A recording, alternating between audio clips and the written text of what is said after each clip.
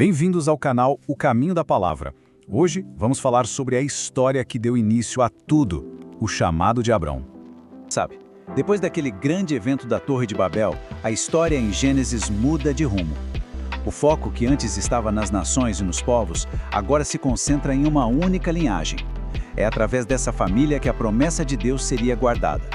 A desobediência lá atrás trouxe divisão, mas agora o plano de Deus para a reconciliação começaria através de um homem. E a Bíblia nos revela essa linhagem de uma forma muito cuidadosa. Começando em Sem, o filho de Noé, passando por Arfaxade, até chegarmos em Tera, o pai de Abrão. E olha, esse registro tão detalhado não é só uma curiosidade, não. Ele é a base, o alicerce histórico sobre o qual Deus iria construir o seu grande plano. Vamos pensar um pouco no cenário. Abrão e sua família viviam na cidade de Ur dos Caldeus. E Ur não era um lugar simples, não. Era um dos grandes centros da civilização da época. Um lugar de muita riqueza, de comércio, de arte. Só que, ao mesmo tempo, Ur era um lugar mergulhado na idolatria. Havia templos para muitos deuses. E foi justamente ali, nesse ambiente, que Deus encontrou um coração disposto a ouvir o seu chamado. E quem dá o primeiro passo, na verdade, é Terra, o pai de Abrão. Ele decide sair de Ur com o objetivo de chegar até a terra de Canaã. Então, ele reúne a família, Abrão, sua esposa Sarai e seu sobrinho Ló. Mas a jornada deles tem uma interrupção. A caravana chega até a cidade de Harã e decide se estabelecer ali por um tempo. E foi ali, nesse lugar de pausa, em Hará, que o destino de Abrão seria transformado para sempre. Não por um plano humano, mas por uma ordem que viria diretamente de Deus. Naquele lugar de transição, longe da terra natal, mas ainda sem ter chegado ao destino, a voz do Criador se manifestou de uma forma definitiva. O plano de Tera, seu pai, tinha estacionado, mas o plano de Deus, esse estava apenas começando. E a palavra de Deus não foi um convite, foi uma ordem clara e poderosa. Uma ordem que exigia uma ruptura total com tudo que era conhecido e seguro. Deixar a casa de teu pai era muito mais que uma mudança de endereço. Significava abandonar sua herança, sua segurança, sua identidade social. Para obedecer, era preciso uma confiança absoluta no Deus que o chamava. E em troca dessa obediência, Deus firma uma aliança. Primeiro, uma promessa para Abrão e sua família. Farei de ti uma grande nação. Depois, uma bênção pessoal. Abençoarei e engrandecerei o teu nome. Mas a terceira promessa, essa vai muito além.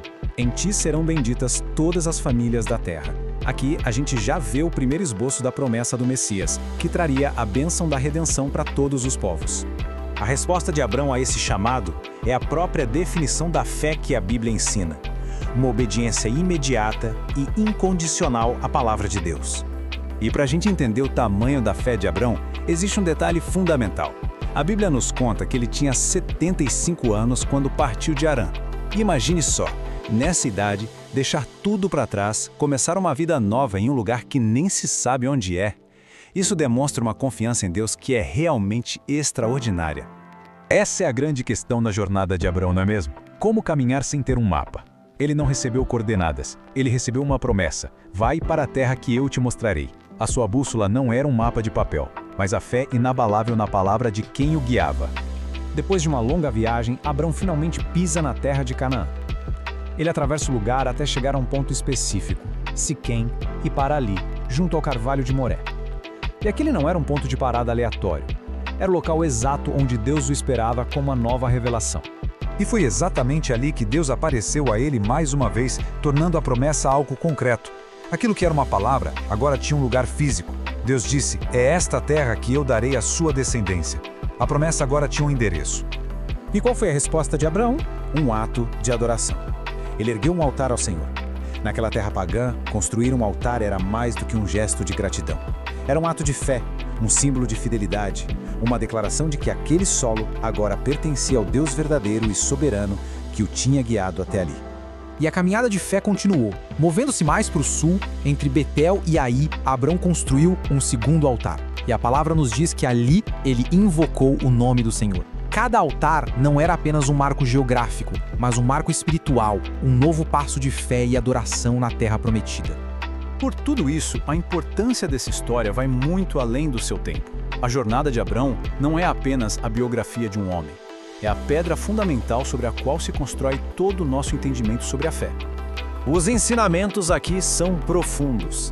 A história de Abrão nos fala sobre obedecer sem precisar ver o caminho completo, sobre ter uma confiança absoluta na palavra de Deus.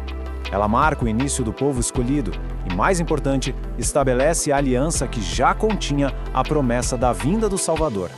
Por sua confiança inabalável, por sua obediência, mesmo quando tudo parecia impossível, a própria Escritura concede a Abrão este título tão nobre, o pai da fé. Seu legado inspira todos os que são chamados a caminhar pela fé e não pelo que se pode ver.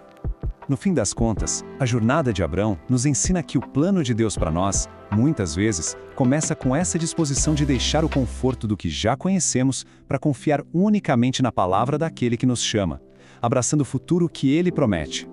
Obrigado por assistir até o final. Se esta mensagem falou ao seu coração, inscreva-se no canal O Caminho da Palavra e deixe o seu like. Que o Senhor te abençoe. Até o próximo vídeo.